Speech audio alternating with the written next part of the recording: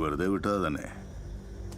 പക്ഷേ നീ കുന്നിറങ്ങി വന്ന സ്ഥിതിക്ക് നിന്നെ കുഴിച്ചു മൂടി ഞാൻ. അതിനുള്ള കുഴി വെട്ടാറായിട്ടില്ല നമ്പ്യാര്. താൻ കഥച്ചു പോവും. എന്നെ തന്നെ ട്രാപ്പിലേക്ക് ഓടിച്ച് കയറ്റി എന്നൊരു ധാരണ എനിക്കുണ്ട്. അതിന് താൻ വേറെ ജനിക്കണം.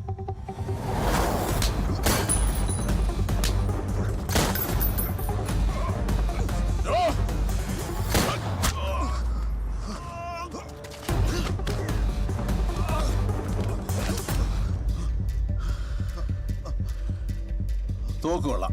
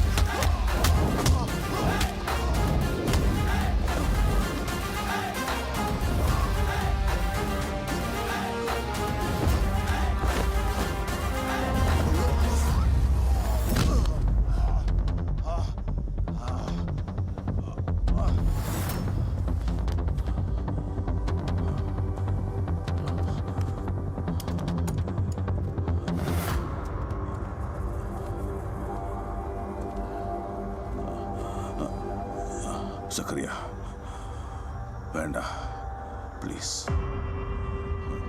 ഇനി ജീവിച്ചിരുന്നിട്ട് എന്തിനാടോ? എന്നെ വന്ന് കണ്ടായിരുന്നു കമല. എല്ലാ കുറ്റവും തൻ്റെ പേരിൽ എഴുതി വെച്ച് ഒരു ഒപ്പിട്ടും തന്നു പോയി. ഇനിയുള്ള കാലം ജയിലിൽ കിടക്കാൻ തനിക്ക്. അതല്ല, തന്നെ കൊന്നുകൊടുത്താൽ കമല സക്രിയയ്ക്ക് സ്വന്തം. അതാണ് ഓഫർ. എങ്ങനെ ഞാൻ വേണ്ടെന്ന് വയ്ക്കും? താൻ പറ. ഒരുപാടായി ഞാൻ നീന്തുന്നു. ഒപ്പം നീന്തിയവരെയും കുറുകെ വന്നവരെയും ആഴത്തിലേക്ക് ചവിട്ടി താഴ്ത്തിയിട്ടുണ്ട്. ഇപ്പോ ഒരു കര തെളിയാറായപ്പോ എന്നെ താൻ തോൽപ്പിക്കരുത്.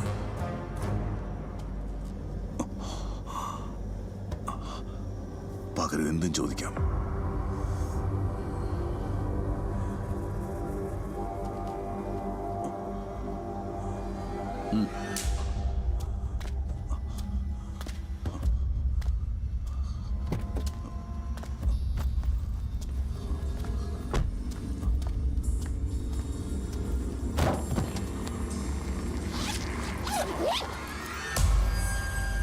ഇലക്ഷൻ ഫണ്ടാ 33 ലക്ഷം രൂപ. ഇനിയും തരാം. ഞാൻ വെറുതെ വിട്ടാലും താൻ സേഫ് ആവുമോ നമ്പ്യാരെ? ഇല്ല. തന്നെ ഞാൻ കൊല്ലാതെ വിട്ട എൻ്റെ അടുത്ത് ഏറ്റു പറഞ്ഞതെല്ലാം നാളെ അവൾ ആരോടെങ്കിലുമൊക്കെ പോയി പറയും. താൻ തോന്നും. ഇല്ല, അതിനവൾ ഉണ്ടാവില്ല. എന്നാ ചെല്ല്. കരയിലേക്ക് നീന്തി കയറണമെങ്കിൽ അത് ചെയ്യും. ശരി.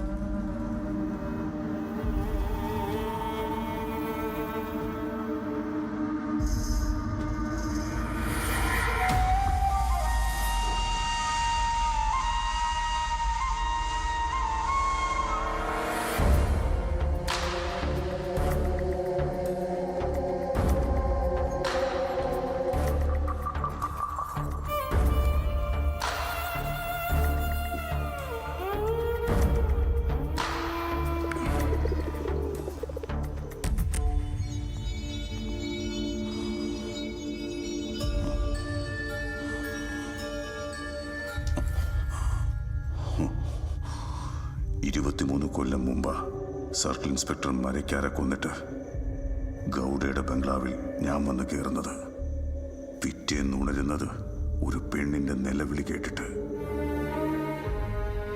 വിലയ്ക്ക് വാങ്ങി കടല് കടത്താൻ വന്ന അറബിക്ക് വഴങ്ങാതെ നിന്ന അവളുടെ കാല് രണ്ടും അകത്തിപ്പിടിച്ച് ഒരു വാള് കുത്തിയിറക്കാൻ ഓങ്ങുന്ന ഗൗഡയുടെ കൈ തടുത്ത് അവളെ ജീവനോടെ വിടാൻ കെഞ്ചി ഞാൻ. ആ പെണ്ണിന് ഓർമ്മയുണ്ടോ? ഒരു വാൻ നിറച്ച പോലീസുകാര് രാത്രി ബംഗ്ലാവ് വളഞ്ഞു. സർക്കിളിനെ കൊന്ന് നാട് വിട്ട പരമേശ്വരൻ എന്ന പയ്യന് വേണ്ടി. അവനെ വിലങ്ങ വെച്ച ആ പോലീസുകാരുടെ ശ്രദ്ധ തിരിക്കാൻ എൻ്റെ പൊട്ട ബുദ്ധിക്ക് അവർക്ക് മുന്നിൽ പിറന്ന പടി നിന്ന് കൊടുത്തു ഞാൻ. അവൻ ഓടിപ്പോയി.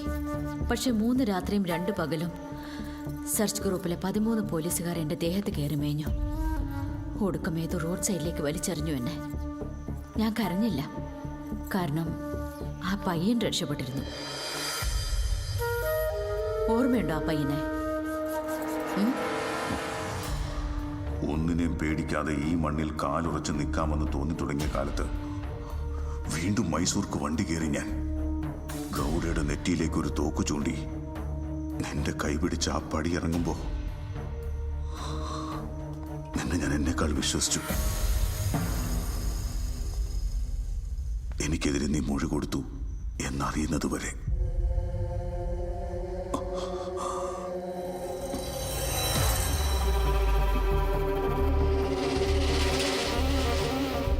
അന്ന് ഞാൻ പടിയിറങ്ങി വന്നത് നിങ്ങൾ എൻ്റെ ഉയിര് കാക്കുമെന്ന് ഉറപ്പില്ല. ഇപ്പോ കമലയെ അവസാനിപ്പിക്കാൻ ഇങ്ങനെ വന്ന് നിൽക്കുമ്പോൾ അതും പോയി.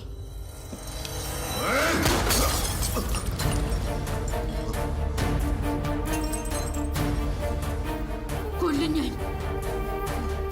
അതിനും പോന്ന ധൈര്യമാണെങ്കിൽ നീ അത് ചെയ്യടി കൂത്തിച്ചി.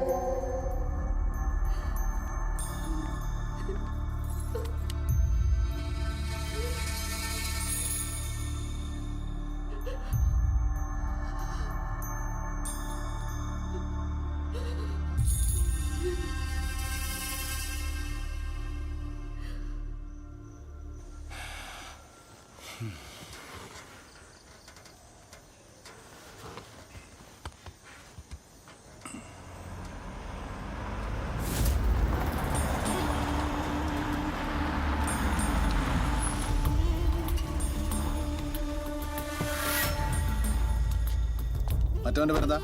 പഴനി സർ. അവന്റെ ബോഡി എടുത്ത് ഡ്രൈവിംഗ് സീറ്റിൽ വെച്ച്. സർ. സീറ്റ് ബെൽറ്റ് ഇട്ടേക്കണേ. സർ.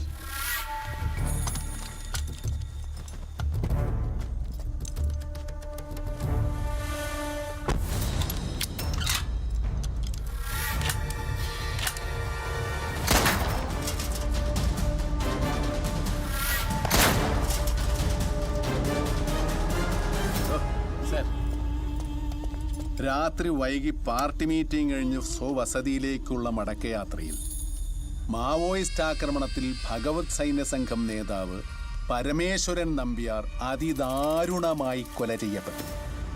ഇങ്ങനെ മനസ്സിലാക്കാൻ പാടുള്ളൂ എല്ലാവരും.